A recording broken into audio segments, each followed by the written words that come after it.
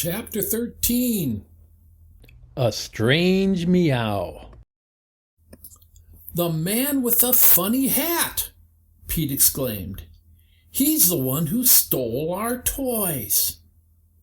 Then this is more serious than I thought, Mr. Hollister said. He confessed that up to now he had thought the intruder only a harmless prankster. But he's up to something, and he must have the missing suitcase. I didn't tell you children before, but it contains some important papers that I must get back. Maybe he's trying to find the treasure that's hidden in this house, Pete declared. No doubt, his father agreed, and I believe I'd better tell the police about this. He telephoned, and while they were eating breakfast, Officer Cal came. He thought that the clue of the picture was so good that the police should be able to solve the mystery easily. He suggested that this information be kept a secret, so the Hollisters agreed to say nothing about their latest clue to anybody. Even little Sue promised not to tell her friends. "But is it all right to tell Annie?" she asked. Annie? Officer Cal asked. "That's my dolly. She won't tell anybody." The policeman laughed. Then Pam told him the Happy Hollisters thought the intruder was after a treasure that might be hidden in the house. In that case, he said, you'd better find it first. We've already looked, said Holly. A good detective never gives up, he smiled as he went off. "Let's play detective," Ricky suggested. "We'll find the treasure and the man with the funny hat and our toys and your suitcase, Dad." He laughed. A big order, but good luck to you. I'll expect a report tonight. During the day, the children played detective seriously. When a peddler came to the door, Holly looked up at him and asked, "Do you have a funny little red hat?" The peddler looked very much surprised.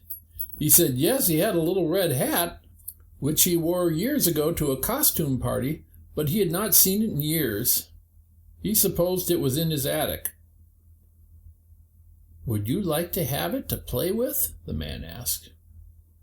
Holly said no, that was not the hat she meant. Then the man sold Mrs. Hollister 2 quarts of strawberries and went away. That night at the supper table, as Mr. Hollister was pouring cream on his dish of berries, he said, "Well, what did you young police assistants do today?" "I looked under every bush in our yard," Ricky said. "I thought maybe the treasure was buried somewhere outside. But I did find an Indian arrowhead." He held up the prize in his hand. Holly reported that she had searched in the garage. She really had found a treasure. It was stuck behind one of the beams, she said, as the others listened intently. From her pocket, she brought out an old-fashioned coin purse. "There's a real silver dollar in it," she said proudly. "That's too heavy to carry around," Ricky spoke up, grinning. "How about using it to buy us ice cream?" The others laughed, and Holly said she was not going to spend it. She would save it to buy a Christmas present. Pete told the family he had continued his search in the attic and found an old storybook. "But it's for girls," he said in disappointment. Pam chuckled. "I'll trade it for what I found in the cellar," she said, holding one hand behind her back. "What is it?" "Sight unseen," Pam replied, teasing her brother. "Okay, I'll swap." Pam held out her hand. It was a tiny harmonica. "I washed it," she said, handing it to her brother, "and it still plays." Pete blew a few notes. "This is keen," he said, grinning. "I'll use it to get everybody up in the morning." But not too early, his father begged. I'll be getting to sleep late as I have some reading to do. He went to bed when the children did, but got a book and read for a couple hours. Finally, he put down the book and raised up to switch off the light. As he did, he glanced out the window. Mr. Hollister was startled to see a dark, shadowy figure cross the lawn and disappear in the direction of the lakefront. If that's the prowler, I'll get him this time, he told himself. Slipping into his robe, he tiptoed downstairs and out of the house. Someone was making a rustling noise on the dock. As he noticed the person bending over, Mr. Hollister said to himself, I wonder what he's up to. Maybe he's going to steal our boat. He took a few steps forward noiselessly. Finally, he was about 10 feet from the dock. In the darkness, he could make out that it was a small fellow, just the right size to slip through cellar windows. Halt, whoever you are, Mr. Hollister shouted, at the same time leaping toward the prowler. As his hands gripped a pair of legs, there was a muffled shout and the person crumpled on the dock.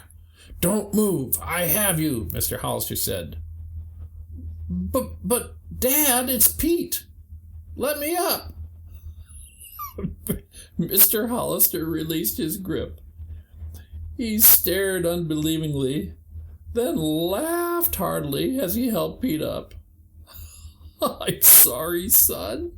I thought you were our intruder. What on earth are you doing here? You sure are a good football tackle, Pete said. I was just setting out some catfish lines. He said they had already been set, and that he was picking up his can of worms when his father jumped him. I don't understand why Zip didn't bark when he heard you leave the house, Mr. Hollister said as they went back together. Pete chuckled. I took care of that, he announced. I put Zip in Pam's room. Next morning, Pete was the first one out of bed. He jumped into his clothes and ran from the house to the lakefront. One of his lines was stretched tightly. Pete pulled it in. On the hook was a catfish 2 feet long. It thrashed about in the water as Pete lifted it up. Hey, look at this! Look what I've caught, he shouted. The other children came running from the house, followed by their parents. When little Sue saw the catfish, she jumped back in alarm. What funny whiskers, she said. Will it bite, Daddy? When Mr. Hollister said it might, Sue skipped a respectable distance away, but she was still full of questions about the fish. Mr. and Mrs. Hollister walked toward the house, but the children remained behind. Sue asked Pete, Why do they call it a catfish, Pete? I guess because it can meow, her brother replied, teasing her. You're awful, Pam said. Sue, it's because it has whiskers like a cat. And I think they live among the cattails, too, Ricky put in. Sue was confused. Can a catfish really meow like a cat? She asked. Her big brother did not know whether to tease the little girl any more or not. He took the hook from the fish's mouth and held the big prize up. Then, suddenly, a funny look came over his face. The fish seemed to be talking. Meow, meow, it said. This was followed by a purring sound. Pete's jaw dropped. He looked at Pam in amazement. The fish is meowing, he said meekly. Sure, that's what you told me, Sue said. Pam's eyes grew as big as lollipops. Again came the soft meow, meow, meow. Pete dropped the catfish. This was more than he could stand. A catfish that meowed like a kitten. Even Ricky was a little frightened by the whole thing. Just then the children heard somebody laugh. They turned to look. Mr. Hollister stepped from behind a tree near where they were standing. "Do I make a good catfish?" he asked.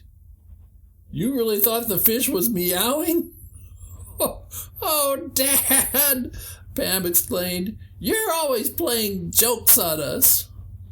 "When you're not playing them on me," Mr. Hollister replied.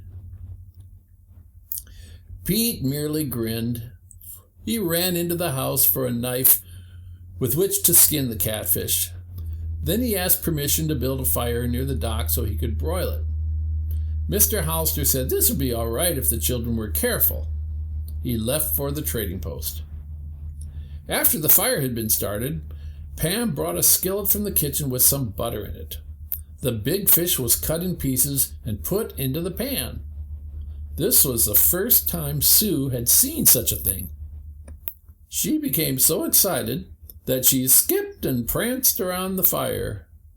"Don't get too close, Sue," Pam warned her.